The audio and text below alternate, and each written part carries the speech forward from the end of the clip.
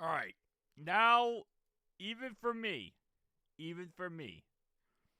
now we're getting a little delusional. Come on, boys.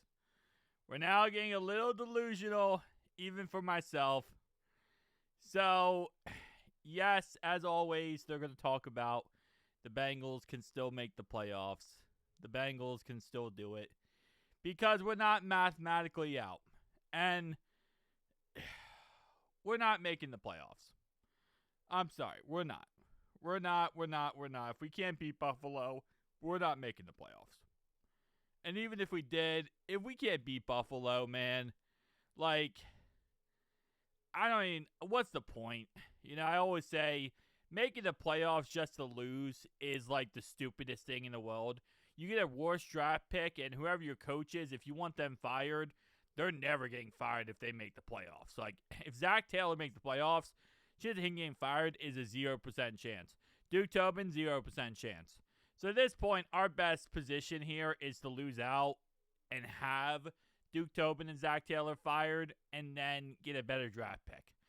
That's our best scenario. Now, they're not going to fire Zach Taylor, Duke Tobin. I just know how this works. They're not going to. So because of that, let's talk about the playoffs. So here's how simple the whole system is. We win out, okay? If we win out, we give the Ravens their 8th or their 7th. Hang on, let me go forward here. If we win out, we give the Ravens their 8th loss, okay? That means we season sweep them. That means we take over versus them, and we are above them in the standings as long as they lose to either the Patriots or the Packers. That's the whole point. They need to lose to the Patriots or the Packers. As long as they do that, they will have 9 losses if they lose to us, and we will be above them in the division standings. Okay? That's how simple that is. All right. For the Steelers situation, they have to lose 3 of their next 4 games. So they have to lose a divisional game, either between the Ravens or the Brownies. They have to lose one of those 2 divisional games, which will give them 3-2 division on the record, 3-2 divisional record on the season, which would mean if we have a same record as them because we tied head to head, it would go to divisional and we would take it over them. If they lost 3 of their next 4 games, or again, 3 of the next 4, doesn't matter what order it is, they could beat the Dolphins and then lose the next 3, and that would still count.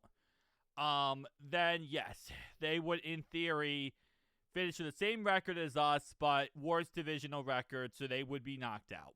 And the Bengals would win the division at 8-9. Is it possible? Absolutely, yes. It's possible, 100%. Is it probable? Not a chance in bloody heck.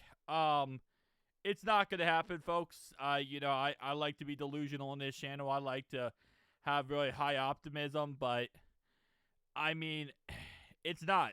It's not going to happen. I think the Steelers do beat the Dolphins, and I think they at least beat the Ravens. I could see them losing to the Browns, though. You guys saw the Browns yesterday? They put up, insane numbers.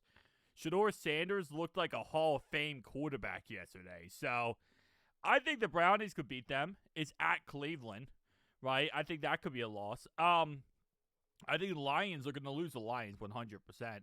So I think right there, you just look at those 2 games. I think the Steelers, I think they're going to lose those 2 games. But I think they're going to kill the Dolphins.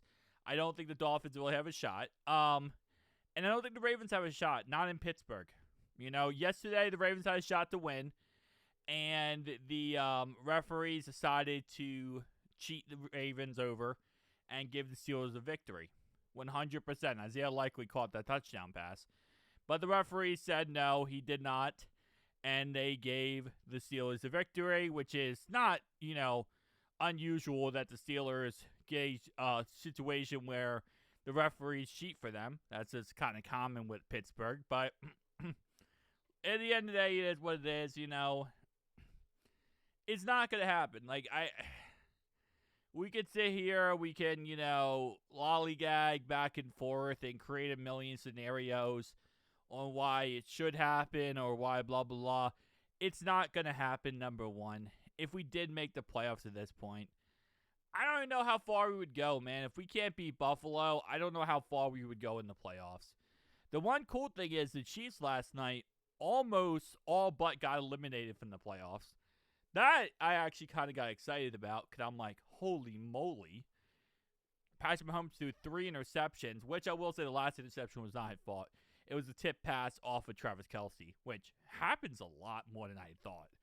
It happens a lot more than I realized that the tip pass is off Travis Kelce. But listen, at the end of the day,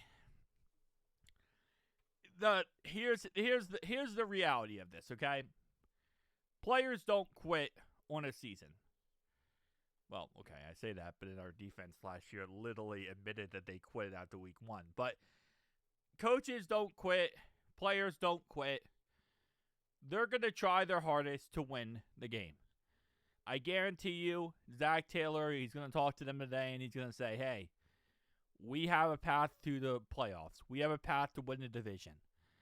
And, you know, there's still a shot. And because of that, they're going to go out there and they're going to play with that mindset that there's still a shot to win the division. As fans, we look at it, I feel like, sometimes delusional, but I feel like we do look at it more realistic. Because we realize, hey, from a fan point of view, we could easily just get a better draft pick and have ourselves set up for the future in a lot more positive way. But for us, we're going to watch the Bengals for the next 50 bazillion years, right? Whether or not we love it or not, and whether or not it's painful or not. We're going to do that, okay? That's just how it works. Even though we are frustrated by them and we're, you know, infuriated by them, there's people who watch me who've been watching the Bengals for 60-some-odd years, okay? We're going to be watching them tomorrow no matter what. Zach Taylor, if we don't start winning, is going to be fired. He's not going to be able to be the coach anymore if we don't start winning, right? Duke Tobin's no longer going to be the GM anymore. Players on offense and defense are no longer going to be in the Bengals anymore if we don't start winning. So, for us as fans, no matter what, you know, sun, shine, rain, in a horse's butt, we're going to be watching this team tomorrow. These players and coaches might not be coaching or playing for this team tomorrow. So, it's a little bit different of a mindset.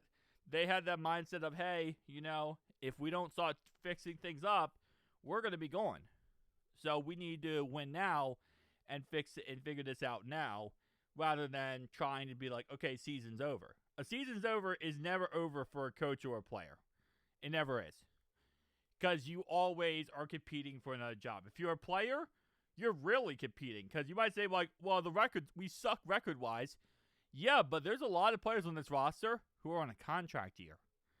Right? So, the last couple weeks of the season, yeah, record-wise, they might not be able to do anything, right? But there's Geno Stone, who's on a contract year. I guarantee you, last couple weeks of the season, he's trying to get interceptions. He's trying to get pick sixes. Not because he wants the team to win, but because he wants to get paid somewhere else if we cut him. So, anyway, tell me down below your thoughts and opinions. See you guys next one. Peace.